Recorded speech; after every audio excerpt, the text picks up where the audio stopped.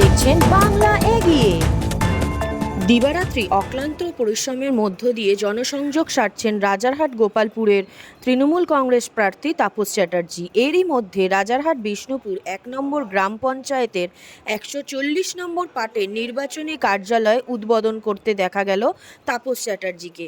জানালেন তিনি মনোনয়নপত্র জমা দেবেন ৭ই এপ্রিল। আরও বললেন সেখানে থাকবে ঐক্য এবং সম্প্রীতির বার্তা। ঠিক করে নিয়েছে। আজকে জামরাহাতেরা ২ নম্বর পঞ্চায়েতে জনসংযোগ ছিল, তারপরে আবার রাজারহাট বিষ্ণুপুর ১ নম্বর পঞ্চায়েতে ছিল। সামাজিক মানুষ খেলায় আমন্ত্রণ ছিল, শীতলা পুজোয় আমন্ত্রণ আছে, এখন একটা পার্সোনাল একটা বাচ্চা জন্মদিনে গেলে আমন্ত্রণ আছে, তারপরে তবে একটা নিউ টাউনে একটা সভা আছে, তারপর অনেকগুলো শীতলা পুজো, কালী পুজো, তাতে প্রচুর পরিমাণে আমাদের রাজারহাটে হয়েছে। অনেকটা অ্যাটেন্ড করতে পেরেছি, অনেকটা আছে কালী পুজোতে অ্যাটেন্ড করবো। এটাই আমাদের জীবন, সবসময় তো করি, এটা তো না করার কোনো কারণ নেই। এটা খুব আমাদের পুরোনো অঞ্চল, সাবেকি অঞ্চল, পুরোনো তৃণমূল কংগ্রেসের মানুষ আছেন, নতুন সব মিলে দাঁড়িয়ে না সুন্দর আমরা ৩১৯টা বুথেই আমরা আমাদের আমাদের নির্বাচন পরিচালনা করার জন্য নির্বাচনী কার্যালয় হবে। এরা সেটাকে করেই করেছেন। আমি যেটা খেলায় আসবো প্রতি আমি চলে এসেছি, এখান থেকে নিশ্চয়ই বুথের মানুষের সঙ্গে আমাদের সংযোগ হবে।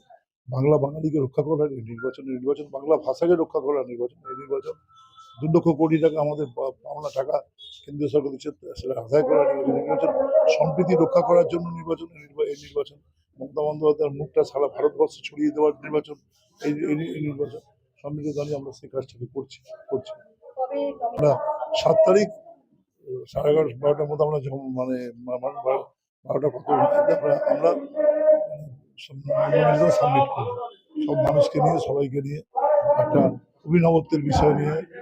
হিন্দু ধর্মগুরু তিনি আশীর্বাদ করবেন, মুসলিম ধর্ম দোয়া করবেন, খ্রিস্টান থাকবেন।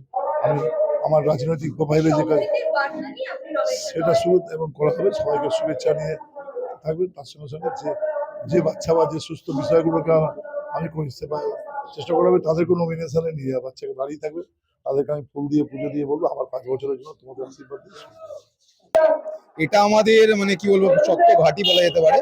তো এখানে মাঠে আজকে খেলা ছিল, তড়িঘড়ি আমরা কার্যালয়টা উদ্বোধন করলাম। যদিও কার্যালয় উদ্বোধন করার আগে থেকেই আমাদের পাড়ায় যে কর্মসূচি, ভোটের প্রচার এবং প্রার্থীকে পরিচয় করানো, নতুন করে পরিচয় করানো তো কিছু শুধু প্রার্থীকে আরেকবার লোকজনকে স্মরণ করিয়ে দেওয়া, সেই জন্যই কার্যালয়টা করা। এবং কার্যালয় থেকে বিভিন্ন রকম সামাজিক কর্মসূচি আমরা প্রত্যেক বছর নিই।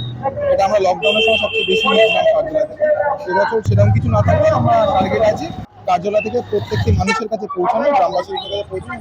সত্যি কথা বলতে কি, উনি প্রার্থীর চরিতার্থের মধ্যে পড়ে না, আর ওনাকে আমরা তাপস চ্যাটার্জির প্রতিপক্ষ হিসেবে ভাবে না। উনি একটা জোকার, যেখানেই যাচ্ছেন একটা ঝামেলা বাঁধাচ্ছেন এবং ওনার কিছু সাঙ্গপাঙ্গ নিয়ে ঘুরছে, যারা কিছুদিন আগে তৃণমূল করতো এবং তাদের কিছু সুবিধা চরিতার্থ না হওয়ার জন্যই তারা এখন পীযূষ কানোডিয়ার দলে নাম লিখিয়েছে।